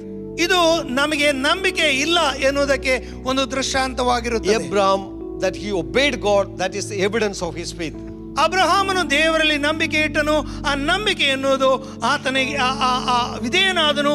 ಈ ವಿಧೇಯತ್ವ ಎನ್ನುವುದು ಆತನ And ನಂಬಿಕೆ. we see one more example, that when God asked him to offer his sacrifice his own son, ಅದೇ ರೀತಿ ಇನ್ನೊಂದು ದೃಷ್ಟಾಂತವನ್ನು ನೋಡುತ್ತೇವೆ. ಆತನು ತನ್ನ ಸ್ವಂತ ಮಗನನ್ನೇ ಯಜ್ಞವಾಗಿ ಅರ್ಪಿಸುವುದಕ್ಕೆ ಸಿದ್ಧನಾದನು. I don't think it was very easy for Abraham to obey that commandment of God.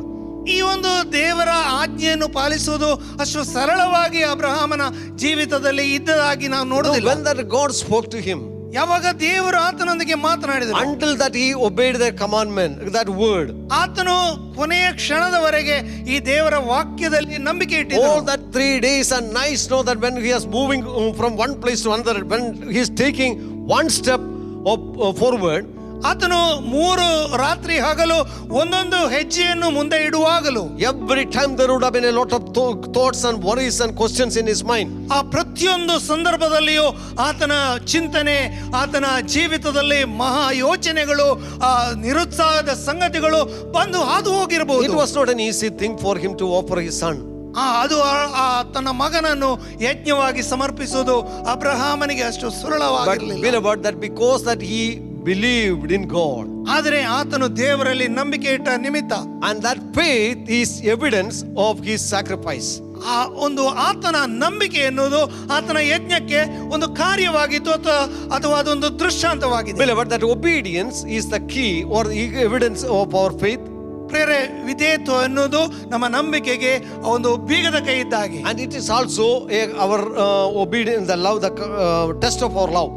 ಮಾತ್ರವಲ್ಲ, ದೇವರಲ್ಲಿ ನಾವು ಇಟ್ಟಿರುವ ಪ್ರೀತಿಗೆ ಅದೊಂದು ಪರೀಕ್ಷೆಯೂ ಆಗಿದೆ. And beloved, when that we say obedience, ಪ್ರಿಯರೇ, ಯಾವಾಗ ನಾವು ವಿಧೇಯರಾಗಿದ್ದೇವೆ ಎಂದು ಹೇಳುತ್ತೇವೆ, know that this obedience should come from our heart. ಪ್ರಿಯರೇ, ಈ ವಿಧೇಯತ್ವ ಎನ್ನುವುದು ನಮ್ಮ ಅಂತರಾಳದಿಂದ ಬರಬೇಕು. No, it is possible for us to obey things because that it was commanded us to do. ನಮಗೆ ಆಜ್ಞಾಪಿಸಿದ ಸಂಗತಿಗಳನ್ನು ಮಾಡುವುದು ಸರಳವಾಗಿರುತ್ತದೆ. No, but we may not have joy in it. ಆದರೆ ನಮಗೆ ಅದರಲ್ಲಿ ಒಂದು ಸಂತೋಷವಿರುವುದಿಲ್ಲ. No, but because it is a rule that we are doing it. ಇದೊಂದು ನಿಯಮವಾದ್ದರಿಂದ ಅಥವಾ ಆಜ್ಞೆ ಆಗಿರುವುದರಿಂದ ಅದನ್ನು ನಾವು ಹೇಗಾದ್ರೂ ಮಾಡ್ತೇವೆ. Now that when the government says that we have to wear a helmet, ಈಗ ಸರ್ಕಾರ ಹೇಳುತ್ತದೆ ನೀವು ಒಂದು ಹೆಲ್ಮೆಟ್ ಅನ್ನು ಧರಿಸಿಕೊಳ್ಳಬೇಕು. we may not have the joy of it. ಆದರೆ ಅದರಲ್ಲಿ ಒಂದು ಸಂತೋಷ ನಮಗೆ ಇಲ್ಲ. Just to avoid the punishment, ಆ ಒಂದು ಶಿಕ್ಷೆಗೆ ತಪ್ಪಿಸಿಕೊಳ್ಳುವುದಕ್ಕೆ no, we have taken the helmet. ನಾವು ಹೆಲ್ಮೆಟ್ ಅನ್ನು I know ಧರಿಸಿಕೊಳ್ಳುತ್ತೇವೆ. when the police is there, we will put it. ಅದನ್ನ ಪೊಲೀಸರನ್ನು ನೋಡುವಾಗ ಅದನ್ನು ತಲೆಯ ಮೇಲೆ Then we ಹಾಕಿಕೊಳ್ಳುತ್ತೇವೆ. remove it from our head. ಆ ನಂತರವಾಗಿ ತಲೆಯಿಂದ ನಾವು So ತೆಗೆದಿಡ್ತೇವೆ. that is not an obedience. ಇದು ವಿಧೇಯತ್ವ ಅಲ್ಲ. That kind of many times know that we obey God when people are watching our lives. ಅನೇಕ ಸಂದರ್ಭದಲ್ಲಿ ನಾವು ಕೂಡ ಹೀಗೆ ಮಾಡುತ್ತೇವೆ. ಜನರು ನಮ್ಮ ಜೀವಿತವನ್ನು ಗಮನಿಸುವಾಗ ದೇವರಿಗೆ ನಾವು ವಿಧೇಯರಾಗಿ But ತೋರಿಸುತ್ತೇವೆ. beloved, that this kind of a Christian obedience, it should come from the depth of our heart. ಪ್ರಿಯರೇ, ಆದರೆ ನಿಜವಾದ ಕ್ರೈಸ್ತ ಜೀವಿತದ ಆ ವಿಧೇಯತ್ವ ಅನ್ನುವುದು ನಮ್ಮ ಹೃದಯದಿಂದ ಅದು In Romans ಬರುವಂತದ್ದಾಗಿರಬೇಕು. chapter 6 verse 17, ರೋಮ ಬರೆದವರಿಗೆ ಬರೆದ ಪತ್ರಿಕೆ 6ನೇ ಅಧ್ಯಾಯದ 17ನೇ ವಾಕ್ಯ. there it says, but thank God, but God be thanked that though you were slaves of sin, yet you obeyed from the heart that form of doctrine to which you were delivered. ದೇವರಿಗೆ ಸ್ತೋತ್ರವಾಗಲಿ. ಆದರೆ ನೀವು ಮುಂಚೆ ಪಾಪಕ್ಕೆ ದಾಸರಾಗಿದ್ದರು, ನಿಮಗೆ ಕಳುಹಿಸಲ್ಪಟ್ಟ ಬೋಧನೆಗೆ ನೀವು ಮನಪೂರ್ವಕವಾಗಿ ಅಧೀನರಾದದ್ದರಿಂದಲೂ ಪಾಪದಿಂದ ಬಿಡುಗಡೆಯನ್ನು ಹೊಂದಿ ನೀತಿಗೆ ದಾಸರಾದ್ದರಿಂದಲೂ ದೇವರಿಗೆ ಸ್ತೋತ್ರವಾಗಲಿ. They say that from the depth of your heart obedience from the heart. ಅಲ್ಲಿ ನಾವು ನೋಡುತ್ತೇವೆ, ನೀವು ದೇವರ ವಾಕ್ಯಕ್ಕೆ ಹೃದಯದಿಂದ ನಂಬುವರಾಗಿದ್ದೀರಿ. Beloved, we should not obey God, the commandments of God, the requirements of God as a duty. ಪ್ರಿಯರೇ, ನಾವು ದೇವರ ವಾಕ್ಯವನ್ನು, ದೇವರ ಆಜ್ಞೆಯನ್ನು, ದೇವರ ಆ ನಿಯಮಗಳನ್ನು ನಮ್ಮ ಒಂದು ಕೆಲಸ ಅಥವಾ ಒಂದು ರೀತಿಯಲ್ಲಿ ಕಾನೂನು ಎನ್ನುವ ರೀತಿಯಲ್ಲಿ ನಾವು ಅದನ್ನು ಹಿಂಬಾಲಿಸಬಾರದು. Do we have the real joy to come to the Lord to worship Him? ನಿಜವಾಗಿಯೂ ದೇವರನ್ನು ಆರಾಧಿಸುವುದಕ್ಕೆ ಸೇರಿ ಬರುವುದಕ್ಕೆ ನಮ್ಮ ಹೃದಯದಲ್ಲಿ ಒಂದು ಆನಂದವಿದೆ. Or it is because of duty, I am coming on Sunday. ಅಥವಾ ನನಗೆ ಒಂದು ಕೆಲಸ, ಅದು ಒಂದು ನಿಯಮವಾಗಿದೆ, ನಾನು ಭಾನುವಾರ ಬರುವಂತದ್ದು, ಅದಕ್ಕೋಸ್ಕರ. Even now most of us are at home only Sunday. ಈಗ ನಾವು ಅನೇಕ ಸಂದರ್ಭದಲ್ಲಿ ಈ ದಿನಮಾನದಲ್ಲಿ ಮನೆಯಲ್ಲಿಯೇ ಭಾನುವಾರದಲ್ಲಿ ಕಳೆಯುತ್ತೇವೆ. But do we have that joy in your heart to come as a family, sit together and to worship Him? ಆದರೆ ನಿಮ್ಮ ಹೃದಯದಲ್ಲಿ ಕುಟುಂಬವಾಗಿ ಸೇರಿ ಬಂದು ದೇವರ ಆರಾಧನೆಯಲ್ಲಿ ಪಾಲುಗಾರರಾಗುವಂತ ಒಂದು ಸಂತೋಷ ನಿಮ್ಮೊಳಗಿದೆಯೋ? No, the online service is okay. ಈ ಆನ್ಲೈನ್ ನಲ್ಲಿ ಬರುವಂತ ಆರಾಧನಾ ಕೂಟ ಸರಿ. But at the same time, that is not, we cannot substitute that for the real worship. ಆದರೆ ಅದು ನಿಜವಾದ ಆರಾಧನೆಗೆ ಒಂದು ಬದಲ ಆಗಿ ಮಾಡಲಿಕ್ಕೆ It is ಸಾಧ್ಯವಿಲ್ಲ. only helping us to worship the Lord. ಇದು ಕೇವಲ ನಾವು ದೇವರನ್ನು ಆರಾಧನೆ ಮಾಡುವುದಕ್ಕೆ ಒಂದು And to ಸಹಾಯಕವಾಗಿದೆ. get the word of God preached. ಅಲ್ಲಿ ನಾವು ದೇವರ ವಾಕ್ಯವನ್ನು ಅಥವಾ ಸಂದೇಶವನ್ನು But ಕೇಳಿಕೊಳ್ಳುತ್ತೇವೆ. do we have the real early joy in our heart and obedience in our heart to come together to worship God as a family. ಆದರೆ ನಿಜವಾಗಿಯೂ ನಮಗೆ ಒಂದು ವಿಧೇಯತ್ವ ಉಂಟಾ, ಒಂದು ನಮ್ಮ ಹೃದಯಾಳದಲ್ಲಿ ಒಂದು ಆನಂದ ಉಂಟಾ, ಒಟ್ಟಾಗಿ ಸೇರಿ ಬಂದು ಕುಟುಂಬವಾಗಿ ದೇವರ ಆರಾಧನೆಯಲ್ಲಿ ನಮ್ಮನ್ನು ತೊಡಗಿಸಿಕೊಳ್ಳುವುದು. Beloved, that God is observing our lives. ಪ್ರೇರೆ, ದೇವರು ನಮ್ಮ ಜೀವಿತವನ್ನು God ಪರಿಶೋಧಿಸುತ್ತಾನೆ. is watching our lives. ದೇವರು ನಮ್ಮ ಜೀವಿತವನ್ನು ನೋಡುವ. Even though we are not watched by others in our house when we are praying, ನಮ್ಮ ಇತರರು ನಾವು ನಮ್ಮ ಮನೆಯಲ್ಲಿ ಪ್ರಾರ್ಥನೆ ಮಾಡುವುದನ್ನು ಯಾರು ಗಮನಿಸದೆ ಇದ್ದರೂ ಕೂಡ, no, but do we have that joy that God is watching me? I want to worship Him even though nobody is watching my life. ನನ್ನ ಜೀವಿತವನ್ನು ಯಾರು ಕೂಡ ಪರೀಕ್ಷಿಸದಿದ್ದರೂ ದೇವರು ಪರೀಕ್ಷಿಸ್ತಾ ಇದ್ದಾನೆ. ದೇವರಿಗೆ ನಾನು ವಿಧೇಯನಾಗಬೇಕು, ದೇವರಲ್ಲಿ ನಾನು ಸಂತೋಷವುಳ್ಳವನಾಗಬೇಕು ಎನ್ನುವ ಚಿಂತನೆ ನಮ್ಮಲ್ಲಿ ಉಂಟಾ? Not worship God as a duty. ದೇವರನ್ನು ಆರಾಧನೆ ಮಾಡುವುದು ನಮ್ಮ ಒಂದು ಕೆಲಸವಾಗಿ ನಾವು ಪರಿಗಣಿಸಿಕೊಳ್ಳಬಹುದು. Don't read the Bible because it is a duty. ಈ ಒಂದು ಕೆಲಸ ನಾವು ಓದಲೇಬೇಕು ಎನ್ನುವ ಕಾರಣಕ್ಕೋಸ್ಕರ ಮಾತ್ರ ದೇವರ ವಾಕ್ಯವನ್ನು ಓದುವವರಾಗಬಾರದು. Don't give our tithe because it is a duty. ನಾವು ನಮ್ಮ ಸಮಯವನ್ನು ದೇವರಿಗೋಸ್ಕರವಾಗಿ ಇದೊಂದು ಕಳೆಯಬೇಕಲ್ಲ ಎನ್ನುವ ರೀತಿಯಲ್ಲಿ ನಾವು even the offering and the tithes, that is not a duty. ಮಾತ್ರವಲ್ಲ, ನಮ್ಮ ಕಾಣಿಕೆ ಆಗಲಿ ನಮ್ಮ ದಶಮಾಂಶವಾಗಲಿ ಯಾವುದು ಕೂಡ ನಮ್ಮ ಇದು ಕೊಡಬೇಕಲ್ಲ ಎನ್ನುವ ಒಂದು ಮನೋಭಾವದಿಂದ ಮಾತ್ರವೇ ನಾವು ಕೊಡುವುದಲ್ಲ. It should come from the depth of our heart. ಇದು ನಮ್ಮ ಹೃದಯ ಆಳದಿಂದ ಬರುವಂತದ್ದು ಒಂದು ಆಗಬೇಕು. If our heart is filled with the joy of God, ಒಂದು ವೇಳೆ ನಮ್ಮ ಹೃದಯವು ಈ ರೀತಿಯಾಗಿ ಸಂತೋಷದಿಂದ ತುಂಬಿರುವುದಾದರೆ, if we love God, ನಾವು ದೇವರನ್ನು ಪ್ರೀತಿಸುವುದಾದರೆ, beloved, that we will have joy to serve God, to obey God from the depth of our heart. ನಮ್ಮ ಹೃದಯ ಆಳದಿಂದ ದೇವರಿಗೆ ವಿಧೇಯರಾಗುವುದಕ್ಕೆ ನಮಗೆ ಸಂತೋಷ ಉಂಟಾಗ್ತದೆ. ನಾವು ಆತನನ್ನು And ಹಿಂಬಾಲಿಸುವವರಾಗುತ್ತೇವೆ. moreover, the Bible also says that obey the leaders. ಮಾತ್ರವಲ್ಲ, ದೇವರ ವಾಕ್ಯ ತಿಳಿಯಪಡಿಸುತ್ತದೆ, ನಿಮ್ಮ ಮೇಲಿನ ಅಧಿಕಾರಿಗಳನ್ನು ನೀವು ಹಿಂಬಾಲಿಸುವವರಾಗಿರಿ, ವಿಧೇಯರಾಗಿರಿ. Hebrews chapter 13 verse 7 and 17. ಇಬ್ರಿಯದವರಿಗೆ ಬರೆದ ಪತ್ರಿಕೆ 13ನೇ ಅಧ್ಯಾಯದ Verse 7 then 17. 7 ಮತ್ತು 17ನೇ ವಾಕ್ಯ. There says, remember those who rule over you, who have spoken the word of God to you, whose faith follow, considering the outcome of their conduct. ನೀವು ನೆನೆಸಿಕೊಳ್ಳಿರಿ, ನಿಮ್ಮನ್ನು ಕ್ರಿಸ್ತನ ಕಡೆಗೆ ರಕ್ಷಣೆಗೆ ನಡೆಸಿದವರ ಆ ಮಾರ್ಗದರ್ಶನವನ್ನು ಹಿಂಬಾಲಿಸಿರಿ. And then verse 17 says, 17ನೇ ವಾಕ್ಯದಲ್ಲಿ ನಾವು ನೋಡುತ್ತೇವೆ, obey those who rule over you and submissive, for they watch out for your souls, and those who must give an account. Let them do so with the joy and not with the grief, for that it would be unprofitable for you. ನಿಮ್ಮ ಸಭಾನಾಯಕರ ಮಾತನ್ನು ಕೇಳಿರಿ, ಅವರಿಗೆ ಅಧೀನರಾಗಿರಿ, ಅವರು ಲೆಕ್ಕ ಒಪ್ಪಿಸಬೇಕಾದವರಾಗಿ ನಿಮ್ಮ ಆತ್ಮಗಳನ್ನು ಕಾಯುವವರಾಗಿದ್ದಾರೆ. ಅವರು ವ್ಯಸನ ಪಡದೆ ಸಂತೋಷದಿಂದ ಇದನ್ನು ಮಾಡುವಂತೆ ನೋಡಿರಿ. Beloved, we are not only obeying the word of God, ಕೇವಲ ದೇವರ ವಾಕ್ಯಕ್ಕೆ ವಿಧೇಯರಾಗುವುದು ಮಾತ್ರವಲ್ಲ, we are obeying our God. ನಾವು ದೇವರಿಗೆ ವಿಧೇಯರಾಗುತ್ತೇವೆ. Then also says that obey the leaders whom God has appointed over you. ಮಾತ್ರವಲ್ಲ, ದೇವರ ವಾಕ್ಯ ತಿಳಿಯಪಡಿಸುತ್ತದೆ, ನಿಮ್ಮ ಮೇಲೆ ದೇವರು ಇಟ್ಟಿರುವಂತಹ ಅಧಿಕಾರವನ್ನು ನೀವು ಅಧಿಕಾರಕ್ಕೆ ನೀವು ವಿಧೇಯರಾಗಿ. Remember those who spoke the word of God, taught the word of God to you. ನಿಮಗೆ ದೇವರ ವಾಕ್ಯವನ್ನು ಕಲಿಸಿಕೊಟ್ಟವರು, ನಿಮ್ಮನ್ನು ಕ್ರಿಸ್ತನ ಕಡೆಗೆ ನಡೆಸಿದವರನ್ನು ನೀವು And ಜ್ಞಾಪಿಸಿಕೊಳ್ಳಿ follow their example. ಮತ್ತು ಅವರ ಮಾದರಿಯನ್ನು ಹಿಂಬಾಲಿಸಿರಿ. Beloved, this is very important during these days. ಪ್ರಿಯರೇ, ಇದು ಈ ದಿನಮಾನದಲ್ಲಿ ಬಹಳ ಪ್ರಾಮುಖ್ಯವಾಗಿದೆ. Because that we are hearing so many voices, so many messages from the TV. ನಾವು ನೋಡ್ತೇವೆ, ಈ ದಿನಮಾನದಲ್ಲಿ ಟಿವಿಯ ಮೂಲಕವಾಗಿ ಅನೇಕ ಜನರು ಅನೇಕ ರೀತಿಯ ಸಂದೇಶಗಳನ್ನು ಕೊಡುವುದನ್ನು. Some are exciting, some are not exciting. ಕೆಲವು ನಮಗೆ ಉತ್ಸುಕತೆಯನ್ನು ಕೊಡುತ್ತದೆ, ಕೆಲವು ಉತ್ಸುಕತೆಯನ್ನು ಕೊಡುವುದಿಲ್ಲ. No, something that we are attracted to those words. ಕೆಲವೊಂದು ಸಂದರ್ಭದಲ್ಲಿ ನಾವು ಇಂಥ ಮಾತುಗಳಿಗೆ ಅಥವಾ ವಾಕ್ಯಗಳಿಗೆ ಬಹಳ I know ಆಕರ್ಷಿತರಾಗುತ್ತೇವೆ. we are attracted by the wind of doctrines. ಅನೇಕ ರೀತಿಯ ಬೋಧನೆಗಳ ಆ ಒಂದು ಬಿರುಗಾಳಿಗೂ ನಾವು But ಸಿಲುಕಿಕೊಳ್ಳುತ್ತೇವೆ. here says that remember those who taught you the word of God. ಆದರೆ ಇಲ್ಲಿ ದೇವರ ವಾಕ್ಯ ಹೇಳುತ್ತದೆ, ನಿಮಗೆ ದೇವರ ವಾಕ್ಯವನ್ನು ಕಲಿಸಿಕೊಟ್ಟವರ ಪ್ರಯಾಸವನ್ನು ನೀವು And not ನೆನಪಿಸಿಕೊಳ್ಳಿರಿ. only that, follow their examples. ಮಾತ್ರವಲ್ಲ, ಅವರ ಮಾದರಿಯನ್ನು ನೀವು ಹಿಂಬಾಲಿಸಿರಿ. Beloved, everyone that who comes in the TV, ಪ್ರಿಯರೇ, ಯಾರೆಲ್ಲ ಆ ಟಿವಿ ಮಾಧ್ಯಮದಲ್ಲಿ ಬರುತ್ತಾ ಇದ್ದಾರೆ, they are not our examples. ಅವರೆಲ್ಲರೂ ನಮ್ಮ ಮಾದರಿಯಲ್ಲ. Because we do not know their lives.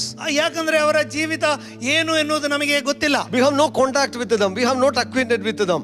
ಅವರೊಂದಿಗೆ ನಮಗೆ ಪರಿಚಯವಿಲ್ಲ, ಅವರ ಸಂಪರ್ಕ ನಮಗೆ ಇಲ್ಲ. But the word of God says that remember those who taught the word of God to you. ಆದರೆ ದೇವರ ವಾಕ್ಯ ತಿಳಿಯಪಡಿಸುತ್ತದೆ, ಯಾರು ನಿಮಗೆ ದೇವರ ವಾಕ್ಯವನ್ನು ಕಲಿಸಿಕೊಟ್ಟು ನಿಮ್ಮನ್ನು ಕರ್ತನ ಕಡೆಗೆ ನಡೆಸಿದ್ದಾರೆ. From them you follow their examples. ಅವರಿಂದ ನೀವು ಆ ಜೀವಿತದ ಮಾದರಿಯನ್ನು ಹೊಂದಿಕೊಳ್ಳಿರಿ. You obey them. ಅವರಿಗೆ ನೀವು ವಿಧೇಯರಾಗಿರಿ. Submissive to them. ಅವರಿಗೆ ನೀವು ನಿಮ್ಮನ್ನು ಒಪ್ಪಿಸಿಕೊಡಿರಿ. No, that will be good for you. ಅದು ನಿಮಗೆ ಒಳ್ಳೆಯದಾಗುತ್ತದೆ. Beloved, that obedience bring blessing in our life. ಪ್ರೇರೆ, ಈ ವಿಧೇಯತ್ವ ಅನ್ನೋದು ನಮ್ಮ ಜೀವಿತದಲ್ಲಿ ಆಶೀರ್ವಾದವನ್ನು ಉಂಟು ಮಾಡುತ್ತದೆ. Obedience will bring blessing in our life. ಖಂಡಿತವಾಗಿಯೂ ಆಶೀರ್ವಾದ ನಮ್ಮ ಜೀವಿತದಲ್ಲಿ ವಿಧೇಯತ್ವ ಆಶೀರ್ವಾದವನ್ನು ಉಂಟು God ಮಾಡುತ್ತದೆ. willing, we will continue this next week. ದೇವರ ಚಿತ್ತವಾದರೆ ಇದನ್ನು ನಾವು ಬರುವ ವಾರದಲ್ಲಿ ಮುಂದುವರಿಸೋಣ. So remember that obedience is caused by our example is Jesus Christ. ನೆನಪಿಸಿಕೊಳ್ಳಿರಿ, ವಿಧೇಯತ್ವ ಎನ್ನುವಾಗ ನಮ್ಮ ಮಾದರಿ ಯೇಸು ಕ್ರಿಸ್ತನೇ He ಆಗಿದ್ದಾನೆ. gave himself for us. ಆತನೇ ನಮಗೆ ತನ್ನನ್ನು He ಒಪ್ಪಿಸಿಕೊಂಡ. was willing to do everything the will of God. ಆತನು ತಂದೆಯ ಚಿತ್ತವನ್ನು ಪ್ರತಿಯೊಂದರಲ್ಲಿ ಮಾಡುವುದಕ್ಕೆ ಸಿದ್ಧನಾಗಿದ್ದ. God testified about David. ದಾವೀದನ ಬಗ್ಗೆ ದೇವರು ಸಾಕ್ಷಿ ಹೇಳುವುದನ್ನು ನೋಡ್ತೇವೆ. I found a man after my own heart who will do all my will. ದೇವರು ಹೇಳ್ತಾನೇನೆಂದರೆ, ಈತನು ಒಬ್ಬ ವ್ಯಕ್ತಿ ನನಗೆ ಸಿಕ್ಕಿದ್ದಾನೆ, ಆತನು ನನ್ನ ಆತ್ಮಕ್ಕೆ ಸಮೀಪಸ್ಥನು ಮತ್ತು ನನಗೆ ನನ್ನ ಚಿತ್ತವನ್ನು ನೆರವೇರಿಸುವನು. Beloved, that we should develop that kind of a heart in our lives to obey. It is an obedient heart. ಪ್ರಿಯರೇ, ಈ ರೀತಿಯಾಗಿರುವಂತ ವಿಧೇಯತ್ವದ ಒಂದು ಹೃದಯವನ್ನು ನಾವೆಲ್ಲರೂ ಬೆಳೆಸಿಕೊಳ್ಳಬೇಕು. Every time there should be an obedience from the depth of our heart. ಪ್ರತಿಯೊಂದು ಸಂದರ್ಭದಲ್ಲಿಯೂ ವಿಧೇಯತ್ವ ನಮ್ಮ ಹೃದಯ ಆಳದಿಂದ ಅದು If ಬರುವಂತದ್ದಾಗಿರಬೇಕು. there is an disobedience, ಅವಿಧೇಯತ್ವವಿದೆ, we are obeying the devil. ನಾವು ಅವಿಧೇಯತ್ವರಾಗುವಾಗ ಸೈತಾನನನ್ನು We are ಹಿಂಬಾಲಿಸುವವರಾಗ್ತೇವೆ. following his footsteps. ಆವಾಗ ಆತನ ಹೆಜ್ಜೆ ಜಾಡಿನಲ್ಲಿ Beloved, ನಡೀತೇವೆ. every disobedience will have a consequences in our life. ಪ್ರತಿಯೊಂದು ಅವಿಧೇಯತ್ವ ಅದರ ಒಂದು ಪರಿಣಾಮ ಉಂಟಾಗ್ತದೆ. And we will see it the next week. ಅದನ್ನ ನಾವು ಬರುವ ವಾರದಲ್ಲಿ And ನೋಡೋಣ. I pray that we may continuously pray, oh Lord, renew a heart in me. A heart is obedient, fully obeying you in every circumstance and situation. ನಮ್ಮ ಪ್ರಾರ್ಥನೆ ಇದಾಗಿರಲಿ, ದೇವರೇ ನನಗೆ ಒಂದು ಹೃದಯವನ್ನು ಕೊಡು, ನಿನ್ನ ಚಿತ್ತವನ್ನು ಅಥವಾ ನಿನಗೆ ವಿಧೇಯರಾಗುವಂತ ಒಂದು ಆತ್ಮವನ್ನು ನನ್ನಲ್ಲಿ ಉಂಟು ಮಾಡು. I may not obey any time with it because it is a duty, but from the joy, from the depth of my heart, out of joy, I may obey you. ಇದು ನನ್ನ ಒಂದು ಕೆಲಸವಾಗಿ ಅಥವಾ ಇದನ್ನು ನಾನು ಪಾಲಿಸಲೇಬೇಕೆನ್ನುವ ರೀತಿಯಲ್ಲಿ ನಾನು ವಿಧೇಯನಾಗುವುದಲ್ಲ ಸ್ವಾಮಿ, ಇದು ನನ್ನ ಅಂತರಾಳದಿಂದ ಬರುವಂತ ಒಂದು ವಿಧೇಯತ್ವವಾಗಲಿ. Lord, give me a love for my leaders and Lord, obedience to them. ಕರ್ತನೆ, ನನ್ನ ಮೇಲೆ ನೀನಿಟ್ಟಿರುವಂತ ನಾಯಕರಿಗೋಸ್ಕರ ಒಂದು ಪ್ರೀತಿಯ ವಿಧೇಯತ್ವದ ಆತ್ಮವನ್ನು ನನಗೆ ಕೊಡು. It is going to be good in my life. ಅದು ನನ್ನ ಜೀವಿತದಲ್ಲಿ ನನಗೆ ಒಳ್ಳೆಯದಾಗ್ತದೆ. Shall we pray? ನಾವು ಪ್ರಾರ್ಥನೆ ಮಾಡೋಣ. Father, we just thank you. ತಂದೆ, ನಿನಗೆ ಸ್ತೋತ್ರ ಸ್ವಾಮಿ. You have taught us to obey. ನೀನು ನಮಗೆ ವಿಧೇಯರಾಗುವುದಕ್ಕೆ ಕಲಿಸಿಕೊಡಿ. You are the perfect example. ನೀನೇ ಪರಿಪೂರ್ಣವಾದ ಮಾದರಿಯಾಗಿ. Lord, you humbled yourself. ದೇವರೇ, ನೀನು ನಿನ್ನನ್ನೇ ತಗ್ಗಿಸಿಕೊಂಡಿದ್ದೀ. And even to die on the cross, that you obeyed yourself. ಆ ಶಿಲುಬೆಯ ಮರಣದವರೆಗೂ ನೀನು ನಿನ್ನನ್ನು ವಿಧೇಯನನ್ನಾಗಿ ಮಾಡಿಕೊಂಡಿ. Lord, as we are following you, ಕರ್ತನೆ, ನಾವು ನಿನ್ನನ್ನು ಹಿಂಬಾಲಿಸುವ Lord, renew our hearts. ನಮ್ಮ ಹೃದಯವನ್ನು ನವೀಕರಿಸು. Every rebellion, ಪ್ರತಿಯೊಂದು ತಿರುಗಿ ಬೀಳುವ ಮನೋಭಾವ, every lack of joy in obeying, ನಾವು ವಿಧೇಯರಾಗುವುದಕ್ಕೆ ಅಡ್ಡಿಪಡಿಸುವಂತಹ ಸಂಗತಿಗಳು, Lord, we pray. ನಾವು ಪ್ರಾರ್ಥನೆ ಮಾಡುತ್ತೇವೆ. Help us, Lord God, to be led by the Spirit of God in obedience to you. ಕರ್ತನೆ, ನಿನಗೆ ವಿಧೇಯರಾಗುವುದಕ್ಕೆ ನಿನ್ನ ಆತ್ಮನ ಮೂಲಕವಾಗಿ ನಮಗೆ ಪ್ರೇರೇಪಣೆ ಉಂಟಾಗಲಿ. Lord, we do pray for all our people. ಕರ್ತನೆ, ನಾವು ನಮ್ಮ ಎಲ್ಲ ಜನರಿಗೋಸ್ಕರವಾಗಿ ಪ್ರಾರ್ಥನೆ All those ಮಾಡುತ್ತೇವೆ. who are celebrating their birthdays and anniversaries in this week. ಈ ವಾರದಲ್ಲಿ ಬರ್ತ್ಡೇ ಮತ್ತು ಆನಿವರ್ಸರಿಯನ್ನ ಆಚರಿಸುವಂತ We ಜನರಿಗೋಸ್ಕರವಾಗಿ pray for our sick and the needy. ಕರ್ತನೆ, ನಮ್ಮ ಅನಾರೋಗ್ಯದಲ್ಲಿರುವವರಿಗೂ ಅವಶ್ಯಕತೆಗಳಿರುವವರಿಗೋಸ್ಕರ People ಪ್ರಾರ್ಥಿಸುತ್ತೇವೆ. those who do not have job at this point. ಈ ಸಮಯದಲ್ಲಿ ಕೆಲಸ ಇಲ್ಲದೆ ಇರುವವರಿಗೋಸ್ಕರ ನಾವು Those ಪ್ರಾರ್ಥನೆ who are going ಮಾಡುತ್ತೇವೆ. through financial crisis. ಆರ್ಥಿಕವಾದ ಮುಗ್ಗಟ್ಟಿನಲ್ಲಿ ಹಾದು ಹೋಗುವವರಿಗೋಸ್ಕರ ಪ್ರಾರ್ಥಿಸುತ್ತೇವೆ. Lord, we pray for our old and young. ನಾವು ನಮ್ಮ ಪ್ರಾಯಸ್ಥರಿಗೋಸ್ಕರ, ನಮ್ಮ ಯೌವನಸ್ಥರಿಗೋಸ್ಕರವಾಗಿ ಪ್ರಾರ್ಥಿಸುತ್ತೇವೆ. Father, keep everyone safe and protected during these days. ತಂದೆ, ಆ ದೇವರೇ, ಈ ದಿನಮಾನದಲ್ಲಿ ಪ್ರತಿಯೊಬ್ಬರನ್ನು ಕೂಡ ನೀನು ಸಂರಕ್ಷಿಸು. We give you all the glory. ನಿನಗೆಲ್ಲ ಮಹಿಮೆ In ಸಲ್ಲಿಸುತ್ತೇವೆ Jesus' name. ಯೇಸುವಿನ ನಾಮದಲ್ಲಿ ತಂದೆ. Now may the grace of our Lord Jesus Christ, love of God the Father, fellowship and the communion of the Holy Spirit abide with us now and forever. Amen. ನಮ್ಮ ಕರ್ತನಾದ ಯೇಸು ಕ್ರಿಸ್ತನ ಕೃಪೆಯು, ತಂದೆಯ ದೇವರ ಪ್ರೀತಿಯು, ಪವಿತ್ರಾತ್ಮನ ಅನ್ಯೋನ್ಯತೆ, ಸಹವಾಸ ಈಗಲೂ ಸದಾಕಾಲ ನಮ್ಮೆಲ್ಲರ ಕೂಡ ಇರಲಿ.